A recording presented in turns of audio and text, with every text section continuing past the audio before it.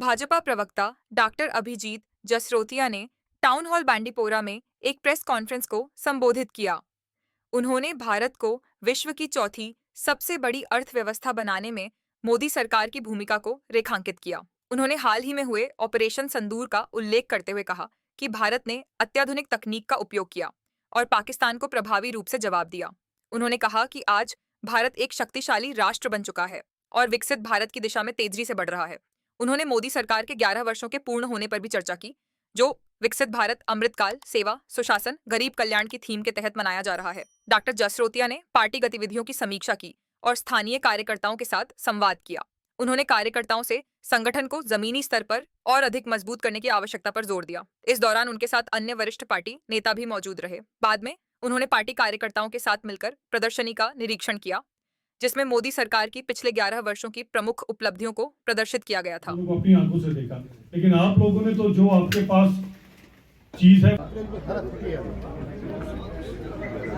ये golden card वाला है।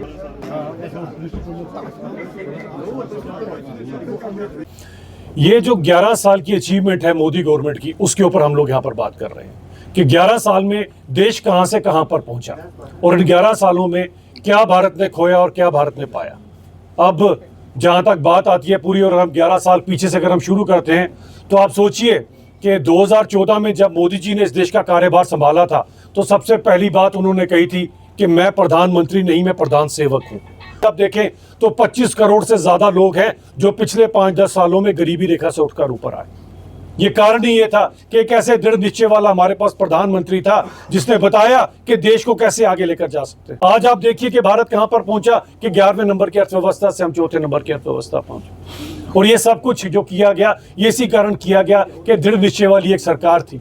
और हमें पता था कि राजीव गांधी जी कहते थे कि यहाँ पर हमारी ही सरकार में फॉल्ट है, क्योंकि उनके 80 पैसे जो है बीच में से बिचौलिए उड़ा के ले जाया करते थे। एक एक रुपया जो केंद्र से निकला, अगर 2000 रुपए केंद्र से निकले मित्रों, तो वो सायरा बानो के खाते में भी गए, गीता देवी के खाते में भी थे। हमने कभी किसी का धर्म विशेष पूछकर तरक्की नहीं करवाई।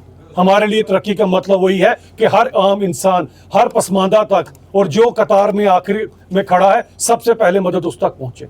अभी जो रेल लाइन जुड़ी है, यहां से पता लग गया कि रेल से भी हमारा कश्मीर से लेकर कन्याकुमारी तक एक है। सो इस ताज के ऊपर अगर आप देखें तो बहुत हमले हुए।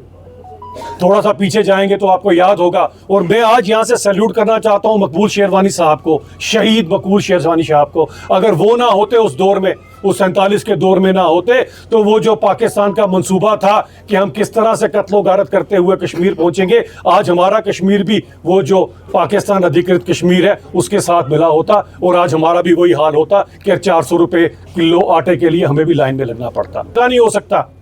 इसको हमेशा सबसे ज्यादा अगर कुछ पसंद है तो वो हमारे कश्मीरियों का लहू है, जो ये 47 से बहाने की फिराक में है। और 87 के बाद तो अगर आप देखें जो यहां पर दौर चला, किन की गलतियों के कारण चला, उसकी बात तो आप अच्छी तरह से जानते हैं, लेकिन 1.5 लाख कब्रें हमारे ही सगे संबंधियों की हैं। हमें कश्मीर को वैसा ही लाना है जैसा पिछले महीने से पहले था, 22 से पहले था। यहां पर 2.5 करोड़, फिर 3 करोड़, फिर 4.5 करोड़ टूरिस्ट यहां पर आए। टूरिज्म तो हमारी बैकग्राउंड है।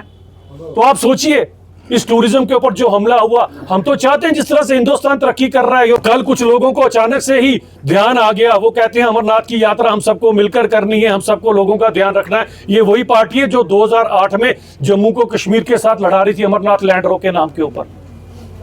ये हमारे 11 संकल्प है जिसके ऊपर हम लोग आगे बढ़ रहे हैं। और मित्रों, आज भारत एक बहुत बड़ी ताकत बन चुका है।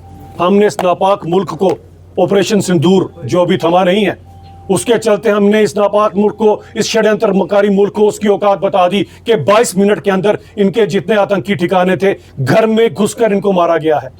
आज वहां के जितने भाड़े के टट्टू, जिन्हें टेररिस्ट कहते हैं, वो आज कभी आसिफ मुनीर के पीछे छुपते हैं और कभी इनके प्राइम मिनिस्टर के पीछे छुपते हैं। पर मैं इन टेररिस्टों को यहां से बताना चाहता हूं कि आज कश्मीर भी आपके खिलाफ खड़ा हो चुका है।